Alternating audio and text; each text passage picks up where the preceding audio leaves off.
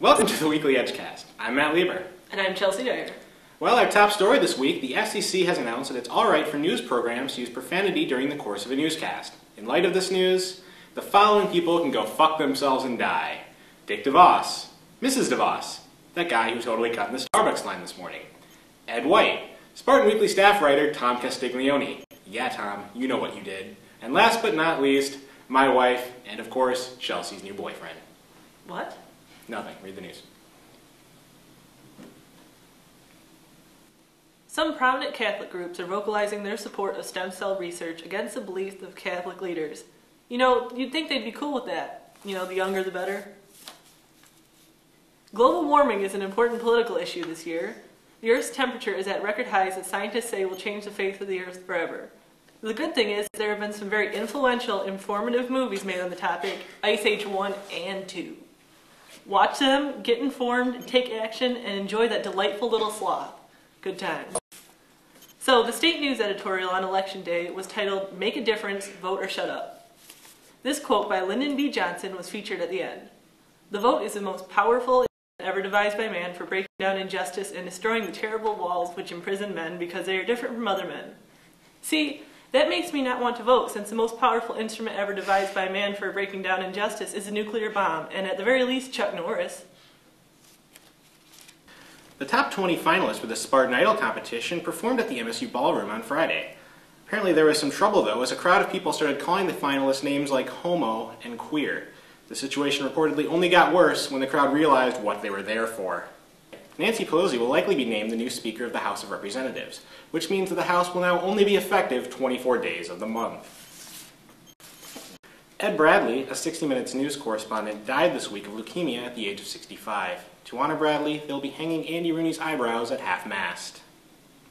In other fucking news, the Michigan State University Department of Philosophy will be hosting a workshop titled Intersubjectivity, Recognition, Otherness, Rethinking Sociality.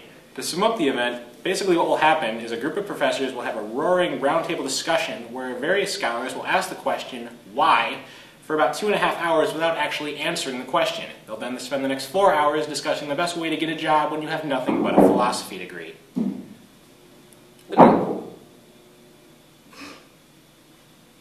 A group of MSU students are working on a film about a fucking flying monkey trainer who wants to become a member of the Royal Guard. The movie is based on The Wizard of Oz, yet with some changes. Honestly, I give this movie 2 thumbs down. Reason being, if you were a fucking flying monkey trainer, wouldn't you be pretty damn happy? I know I would. It's just not realistic. Who doesn't want to have a flying monkey, let alone train one? I just don't get it. If I had a fucking flying monkey, I'd name him Pepe. Yeah, fuck yeah you would. Fuck yeah I would. Some fucking students are upset about the passage of Proposal 2. MSU, however, uses a holistic approach to admissions rather than a point scale, so many believe that not much will change. Well, as long as I'm not getting holistically screwed, I'm okay with that. Maybe from now on I'll only apply to U of M's law school. Secrets behind the invisible ink used by East Germany's fucking secret police force, the Stasi, have been unlocked by 2 Michigan State University researchers, Christy motherfucking McCrackis and Ryan Sweeter. McCrackis said, "Secret writing is a classic method of communication for spies. This is a high-level formula. It's not just lemon juice. It's much more sophisticated." What she said after that was muffled by a quick inhaler puff and pocket protector adjustment. With the help of 2 other students, they've created the Spy Lab, where students have to figure out different chemical stuff and whatnot. I'd be a lot more interested if they were Russian spies, though. Russian spies are way more fucking badass. Wings over East Lansing, the home of wing professionals, offers super fast delivery with no extra delivery charge. No coupons are ever offered by the restaurant because their food is priced as low as they can every day instead of being overpriced and needing a coupon to make it a good value for you. Please don't confuse this quality service or value with Wing Zone or anyone else when it comes to Buffalo wing delivery and takeout. Dad, are you reading from a Wings flyer? What the hell? No. Okay. Michael Jackson will be making a comeback of sorts at a British Music Awards show where he'll be performing the hit Thriller. Event coordinators are pleased as Michael Jackson will not require makeup. Penis. So, how was your date the other night, Chels? It was really good. And what'd you do? Just went out to dinner, movie, you know. What movie? I don't know. I don't even remember, actually. Oh, I see. So how's the wife? We're actually doing this trial separation thing. Oh, yeah. I saw that coming. Yeah, well, I mean, it's just we had this little disagreement that kind of, got out of control. Yeah. See, I felt that as a married couple, she shouldn't be sleeping with the gardener, but she apparently had the opposite standpoint on that particular issue, so it just, kind of went from there. Could have to go with her on that, actually. Yeah. Well, thanks for your support. You're always right there for me. Well, you're welcome. You and that queer date. What? Speaking of queers, where's Ed White this week? How come he hasn't been on where the is set? he? I don't know. I think, after the election, he must have taken it pretty hard. Yeah, I did.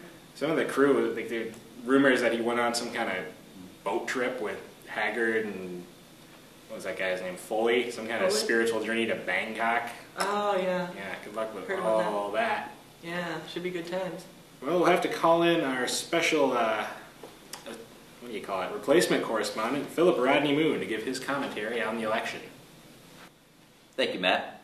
Well, the Democrats won the House and Senate in Tuesday's election. It's been a lot of celebrations, and the Democrats are pretty happy. Several of the voters are pretty happy, too. Some of them a little too happy, like my roommate, Chris. Yeah, Chris, shut up about it. I know they won. I voted for them. It's not like you voted for them. You voted for the Green Party, hippie. You thought what? You told me what? Lauren Spencer, the Green Party for MSU board, was going to win? Idiot. And look, even if they do have the majority in the House and the Congress, it's not going to matter anyway. I mean, look, okay, stem cells. It's going to be another 10 years before those come along and do anything. And by the way, as much as you want it, Michael J. Fox is not going to be in Family Ties the next generation. Gay rights also doesn't mean your girlfriend's going to have a threesome.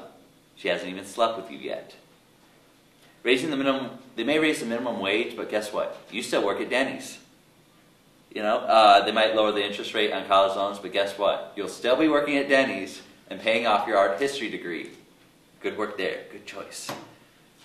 So, you know what? The Dems may have won, but you are not responsible for it. It's not going to do anything for you, and you still work at Denny's. So shut up about it, and remember, fill my coffee cup 6 times, or there's no tip. Back to you, Matt. Ken Millman, chairman of the GOP, announced that he would not be seeking an additional fucking term. While many people speculate that this is due to the poor performance of the goddamn GOP in the midterm elections, the MSU chapter of the Young Americans for Freedom claimed they themselves are responsible. Kyle Bristow, chairman of the group, claimed that his letter to the State News, where he called Millman a leftist piece of shit, I spiced that up a little because we can now, for conducting Catch a Legal Immigrant Day and Fun with Guns event at U of M, was the cause of Millman's decision not to seek another term. Said Bristow, he's afraid of the powerful voice that the Young Americans for Freedom bring to the party. I'm glad he always runs away from us in fear. Millman responded by pointing out the fact that Bristow is the first person ever to be recalled from an ASMSU position. Phi Beta Sigma held their annual Fucking Sleep Out, a 12-hour-long fundraiser for the City Rescue Mission of Lansing. In those 12 hours, they raised $300 and supposedly learned what it's like to be homeless. You might think to yourself, 12 hours really isn't enough time to experience homelessness.